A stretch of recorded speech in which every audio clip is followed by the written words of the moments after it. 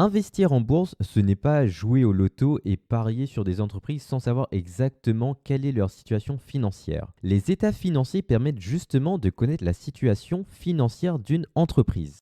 Mais au premier abord, ces états financiers peuvent paraître longs, fastidieux et incompréhensibles. Mais ne t'inquiète pas, avec cette vidéo, tu sauras lire et comprendre les informations importantes sur les états financiers d'une société. Pour t'expliquer cela, j'ai pris le dernier rapport semestriel d'Hermès pour te montrer que rien n'est compliqué dans la lecture des rapports financiers. Alors installe-toi, prends des notes et surtout si tu as des questions, n'hésite pas à les mettre en commentaire.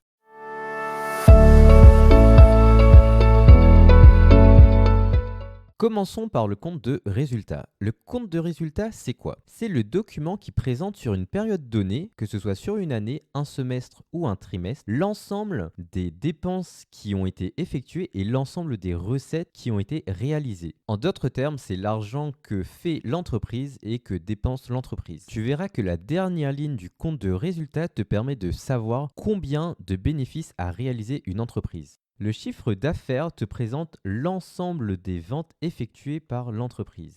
C'est l'un des indicateurs les plus importants des comptes financiers car une entreprise qui a un chiffre d'affaires qui est croissant d'année en année veut dire que les bénéfices ont plus de chances d'être en augmentation. Et donc, ça veut dire qu'à la fin, le dividende perçu par les actionnaires pourra potentiellement également augmenter. Ici, on peut voir que le chiffre d'affaires d'Hermès était au premier semestre 2024 de 7,5 milliards d'euros et qu'il était en 2023 de 6,7 milliards. Ce qui est intéressant avec les rapports financiers, c'est qu'ils apportent de nombreuses précisions, que tu peux trouver notamment avec les notes, sur les activités et réalisations de l'entreprise. Grâce aux précisions du rapport, on peut voir que la vente de sacs représente 43% du chiffre d'affaires d'Hermès et que la vente de vêtements correspond à 29% de ces ventes. Le chiffre d'affaires représente donc combien d'argent tu as obtenu grâce aux ventes réalisées. Maintenant, on va s'intéresser à la marge brute. La marge brute, c'est ce qui te reste lorsque tu enlèves du résultat du chiffre d'affaires l'ensemble des coûts intermédiaires. C'est notamment le coût des fournisseurs. En effet, Hermès, pour fabriquer ses sacs, a besoin de matériaux comme par exemple du cuir. Et donc, la marge brute, c'est soustraire au chiffre d'affaires l'ensemble des coûts intermédiaires. La marge brute permet aussi d'identifier la valeur ajoutée créée par une société. En effet, au début, tu as du cuir. Avec tout l'expertise et l'artisanat d'Hermès, ils vont fabriquer un sac à partir de ce morceau de cuir et c'est cette création de valeur que permet de voir la marge brute. Poursuivons maintenant avec le résultat opérationnel ou EBIT en anglais. EBIT pour Earning Before Interest and Taxes.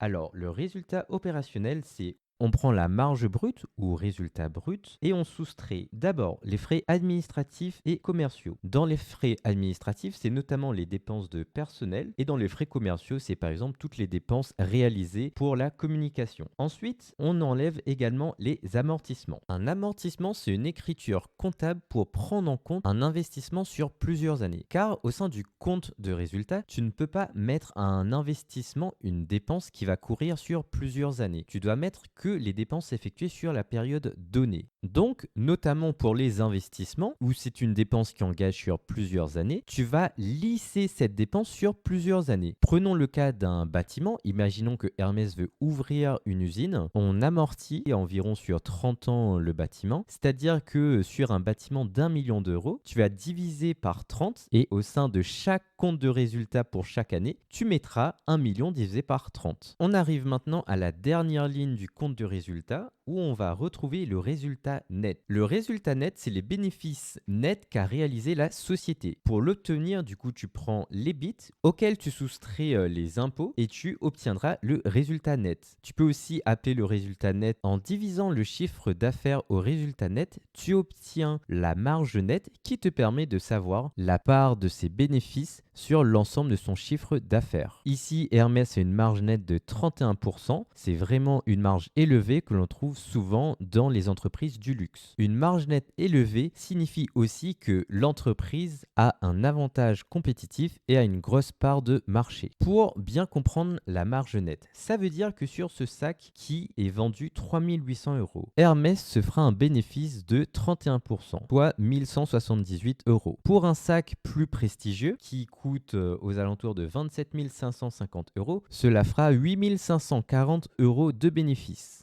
Passons maintenant au bilan financier. Le bilan représente l'ensemble de tous les résultats effectués par l'entreprise depuis sa création. On a vu que le compte de résultat, c'était vraiment sur une période déterminée, l'ensemble des dépenses réalisées. Mais le bilan, c'est vraiment le descriptif de la situation financière de la société depuis sa création. Le bilan est divisé en deux parties. La première partie concerne l'actif. Les actifs, c'est tout ce que l'entreprise possède. Ainsi, on y retrouve tous ses droits brevets, du coup tout ce qui est immobilisation incorporelle, mais également tous ces bâtiments, usines, boutiques, magasins que l'on retrouve sous l'appellation immobilisation corporelle. De même, on y trouve les stocks. Les stocks, c'est toutes les dépenses qu'on a déjà faites. C'est par exemple l'ensemble des sacs qui ne sont pas encore vendus. De même, tu trouveras également la trésorerie, du coup, ça veut dire le cash dont dispose la société. Le passif, c'est comment on a financé ses actifs. Il y a tout d'abord les capitaux propres. Les capitaux propres, c'est tout ce qui a été apporté par les actionnaires.